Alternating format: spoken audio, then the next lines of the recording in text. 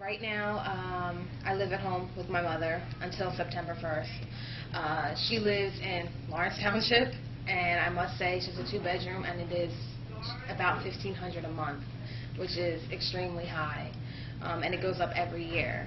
And it's me, my mother, my father, my son, my boyfriend, and soon to be this one. And basically, there's no room.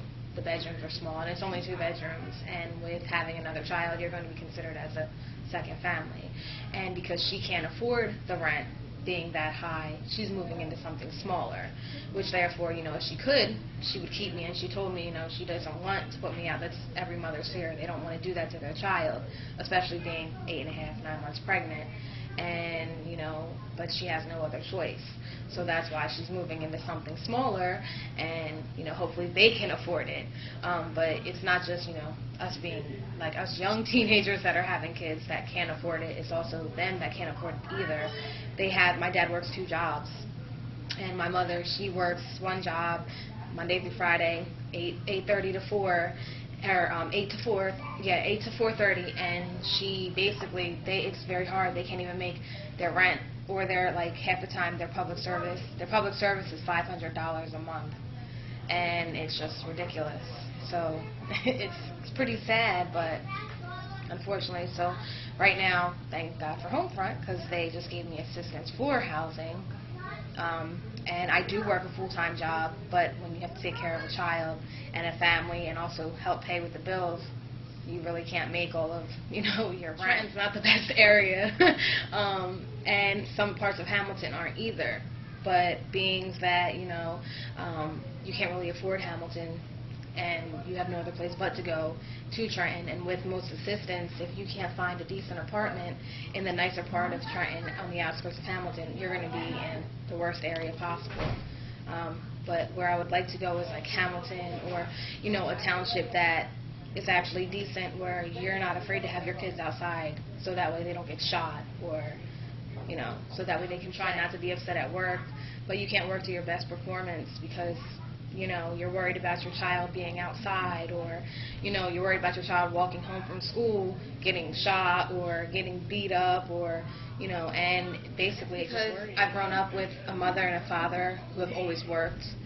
I have lived in areas where I've seen people who live off of welfare. My cousins, they're young, and they have kids, and they live off of welfare. But me, it's like, for some reason, I don't want my child just, getting by. I want my child to have more than what they need, and I want to make sure that I have all my bills paid off. I don't want to have to worry. I mean, sometimes there's going to be times where it's going to be hard and you're going to worry. But my mother, when I was a kid, and my brother was a kid, and my father, we never saw that worry. Like, they always hit it. They hit it well, but, and she did get assistance from time to time, but she never milked the system. She would always work. As an adult, you have to work, especially if you're going to have children. Work, and people who feel that they do a lot, but we have problems too, and we have a lot of bills that we have to pay too. It's like, we don't get the help unless we're on welfare and we have 10 kids and we can't get a job, and we're the ones trying to help ourselves, and it makes us feel like, why even bother when there's nothing there to help us? So basically, it just, it kind of frustrates us, and it makes you just want to quit your job so that way you can just live off of the state. But, I don't want to do that. I'm not one to live off of welfare. I had my son, and I was on cash assistance, I think, for 2 or 3 months, and I stopped it, and I got my job right away. I mean, there are people out there who don't want to milk the system and that do want to work, but sometimes they need help also. And one thing, another thing is I also heard that they're canceling funding for Child Care Connections, and that's another thing, that child care is very expensive. And for people who want to work, it's like, if you're going to cut our child care, then we're going to lose our housing, because we're going to have to pay for our child care. So, that way we can go to work and still pay for our housing. So in the same sense, it goes hand in hand, and it's not that easy. But for people out there who do want to work, like I know a lot of people at ETS who do work and who, do scrimp and save every little money that they can, and they still don't get any.